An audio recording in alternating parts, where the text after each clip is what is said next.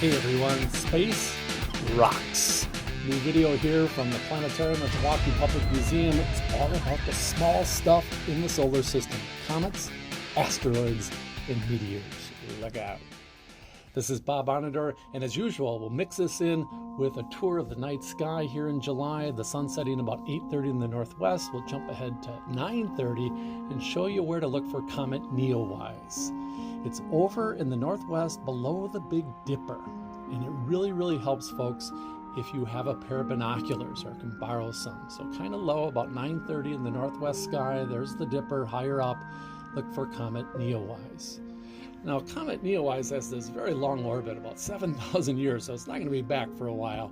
And when it gets near the sun, it gets these tails that always point away from the sun. You'll see near the Earth there on July 22nd, but then it gets pretty faint in August and out of sight. So look for it soon if you can. Comets, they're like asteroids, but they have a lot of ice. Comet gets near the sun, you'll see the ice start to sublimate, go straight from ice to gas. You'll see all kinds of dust get kicked loose. Comets are born in the outer reaches of the solar system. That's why they have a lot more ice. Asteroids hardly have any ice. Let's jump to about 10:30, another hour here, get a little deeper into the Earth's shadow. You'll see a lot more stars coming out. You'll see the Milky Way coming out.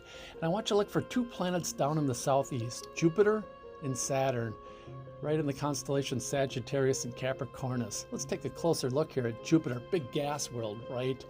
Big red spot and those beautiful layers. Hot inside, that wants to go up. Cold at the surface, about 250 below, and it spins very fast, about every 9.9 hours. And then Saturn, of course, famous for those rings, which are actually millions of little icy boulders. So Jupiter and Saturn, low in the southeast sky.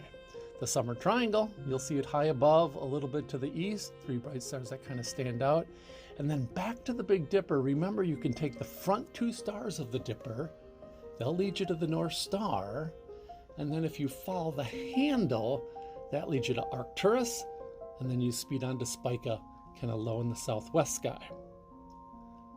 All right, let's jump a little later into the night and bring up another planet. You'll see Jupiter and Saturn moving due south about midnight, but over in the east, you'll see a red one. Of course, that's planet Mars. Mars in the constellation of Pisces. Now remember, everyone, we're going to Mars on July 30th. We're going to launch Perseverance, another rover. It's going to take 7 months to get there. It'll be mid-February 2021 when we finally land on Mars again. Asteroids, you can't see them in the sky. There's Sirius and Aquarius. They're simply too small, too far away, even though Sirius is big enough to pull itself into a ball. There are literally over 1 million asteroids that mostly orbit between Mars and Jupiter. And unlike this video, they're not really that close together. You don't have to do a Han Solo here and dart your way through the asteroid belt.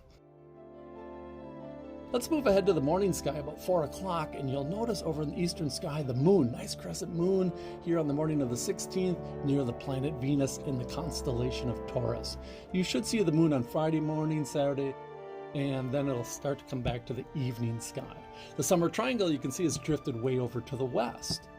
And the last thing on our solar system small stuff are meteors. Now the Perseids don't happen till August, and Perseus will be a little higher in the sky, but really you just kind of sit back, lie in a blanket or a lawn chair and just look up.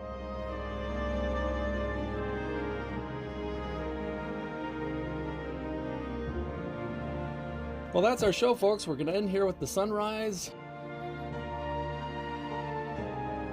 coming up about 5:30, and a big thank you for tuning in, and good luck stargazing, and clear skies to all. Thank you.